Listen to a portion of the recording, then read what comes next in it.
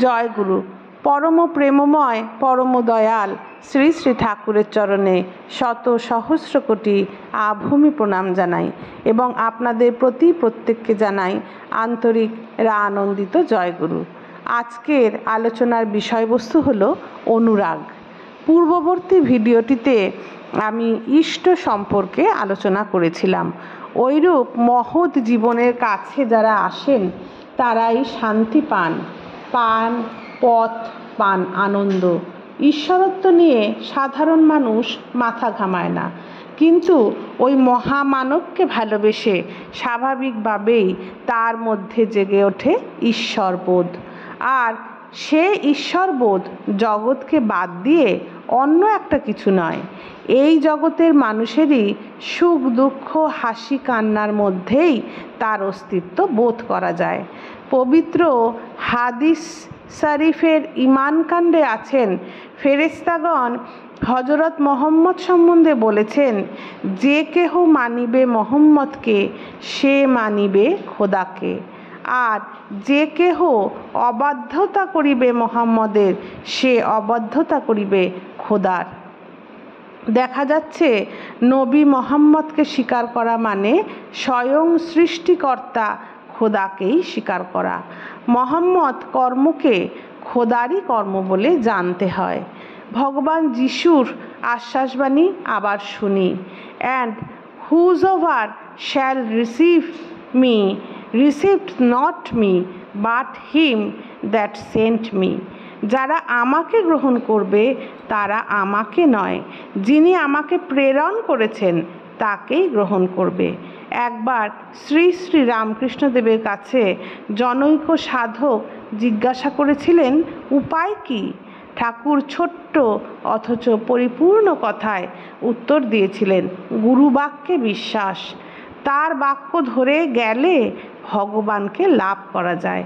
যেমন সুতার খেই ধরে ধরে গেলে বস্তু লাভ হয়। শ্রী শ্রী রামকৃষ্ণ কথামৃততে এই কথা বলা আছে।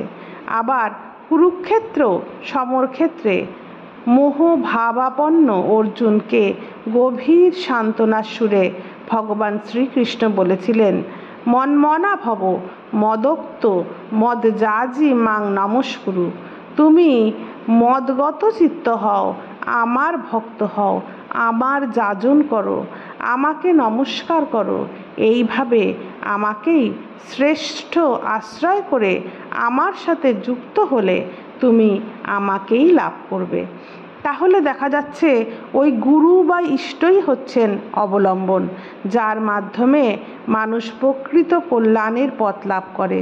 তার সাথে নিরন্তর যোগ অর্থাৎ যুক্তিভাব উচ্ছৃঙ্খল চিত্তবৃত্তকে প্রশান্ত করে। যেমন শ্বেত বস্ত্রখণ্ড কোনো রঙে রঞ্জিত করলেই সেই রং ধারণ করে, তেমনি আমাদের জীবনটাও যেই রঙে রাঙাবো সেই রঙেরই হবে। এই রং করা বা রঞ্জনীকরণ কথার থেকেই আসছে অনুরাগ কথাটি। অনুরাগ মানেও অনুরঞ্জিতকরণ। যার যেখানে অনুরাগ তার চরিত্র ও ব্যক্তিত্বের চেহারা সেই রকমই হয়। দুষ্টের প্রতি অনুরাগ হলে ধীরে ধীরে ব্যক্তিত্ব হয়ে ওঠে দোষ রঙিন। ধীরে ধীরে দুষ্ট স্বভাবযুক্ত আমরা যখন হয়ে উঠি তখন আমরা মানুষের অপ্রিয় ভাজন হয়ে উঠি, অবিশ্বাসের পাত্র হয়ে পড়ি। ঠিক এইভাবেই ক্রমচলনে মানুষ সতে পরিবর্তিত হয়। সৎ যিনি তার অনুসরণপূর্বক তার নির্দেশবাহী হয়ে তার ভাবে জীবনটাকে যখন সিক্ত করে রাঙিয়ে নেওয়া হয় তখনই আসে অনুরাগ। এই অনুরাগই জীবনের আসল সম্পদ। অসীম ক্ষমতা, অগাধ ঐশ্বর্য, অপার খ্যাতি সবই নিরর্থক মনে হয় যদি হৃদয়ে প্রেম না থাকে। অন্তরে দরদ বা ভালোবাসা না থাকলে কিছুতেই শান্তির অধিকারী হওয়া যায় না। শুধু নিয়ম বাঁধা কঠোর কর্তব্য সাধন জীবনে কখনো স্বস্তি বা তৃপ্তি আনতে পারে না। সেই জন্য জ্ঞানী দার্শনিক ত্যাগীর কাছে মানুষ যেভাবে যায় প্রেমিক দরদির কাছে যায় একেবারেই অন্যভাবে। প্রেমিকের সাথে অন্তরের যে যোগ স্থাপিত হয়, অন্য কারোর সাথেই তা হয় না। প্রেমিকের আসন অন্তরের গভীরতম প্রদেশে, কিন্তু জ্ঞানী বা দার্শনিকের আসন স্থাপিত হয় বোধবৃত্তি স্তরে, মস্তিষ্কে। যুগসন্ধিক্ষণে একবার একজন প্রেমিক দরদি পুরুষের আবির্ভাব ঘটেছে। সঙ্গে সঙ্গে সমস্ত বিশ্বে সাড়া পড়ে গেছে। মধুলোভী পক্ষিকার মতো কাতারে কাতারে মানুষ গ্রহণ করেছে তার উপদেশবাণী, গ্রহণ করেছে তার নির্দিষ্ট মত ও পথ। জাতি বা বয়সের বিচার সেখানে থাকে না। যে প্লাবন এনেছিলেন ভগবান বুদ্ধ, তাতে পৃথিবীর অর্ধেকের বেশি মানুষ ভেসে গিয়েছিল।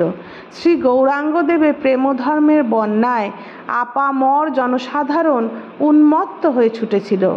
সেদিনও যে ভাবের স্রোত বইয়ে দিলেন শ্রী শ্রী ঠাকুর রামকৃষ্ণদেব, তার প্রবাহ যে আঘাত করল জগতের শ্রেষ্ঠ চিন্তাশীল ব্যক্তিদের মনের দ্বারে। ছুটে এলো কত পুরুষ, কত নারী, তাদের ভক্তির অর্ঘ্য বহন করে। তাই অনুরাগ বা প্রেমের মতো সম্পদ আর নেই। সাংসারিক নিত্য প্রয়োজনীয় ব্যাপার থেকে আরম্ভ করে ভগবৎ প্রাপ্তি পর্যন্ত সর্বত্রই প্রেমের অখণ্ড রাজত্ব। এই প্রেম ধর্মের বলেই প্রেমাবতার শ্রীরামচন্দ্রের জীবনে এসেছিল লক্ষ্মণের মতো ভাই, সুগ্রীবের মতো বন্ধু, বীর হনুমানের মতো বিশ্বস্ত ভক্ত সেবক। জগতে সর্বত্রই প্রেমের এই জয়গান। বৈষ্ণব কবি চণ্ডীদাস বড় সুন্দর করে গাইলেন, ব্রহ্মাণ্ড ব্যাপিয়া আছোয়ে যে জন, কেহ না দেখোয়ে তারে, প্রেমের প্রীতি যে জন জানোয়ে, সেই সে পাইতে পারে। প্রীতি প্রীতি তিনটি আখর, জানিবে ভজন সার, রাগ মার্গে যেই ভজন করয়ে, প্রাপ্তি হইবে তার। এই প্রীতি জীবনের সম্বল। প্রীতি বা ভালোবাসাহীন জীবন শুষ্ক, নীরস, কঠিন।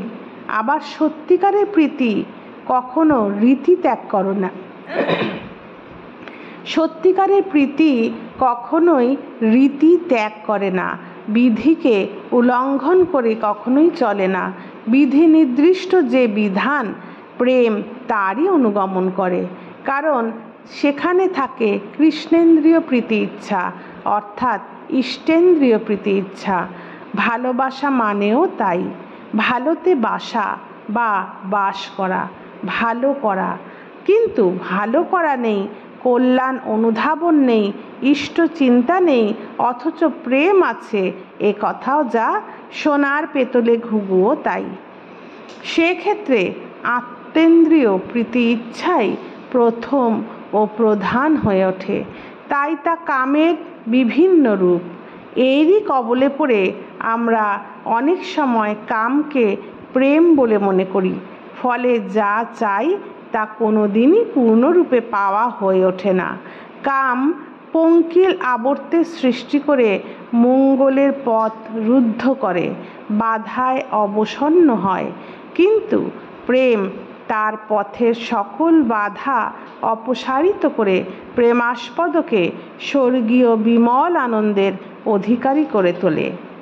আপনারা সবাই যথার্থ প্রেমীর সঙ্গ লাভ করুন এবং তার প্রতি অনুরাগে আপনাদের হৃদয় প্লাবিত হোক, এই প্রার্থনা জানিয়েই দয়ালের শ্রী রাতুল চরণে, এই প্রার্থনাই জানাই দয়ালের শ্রী রাতুল চরণে।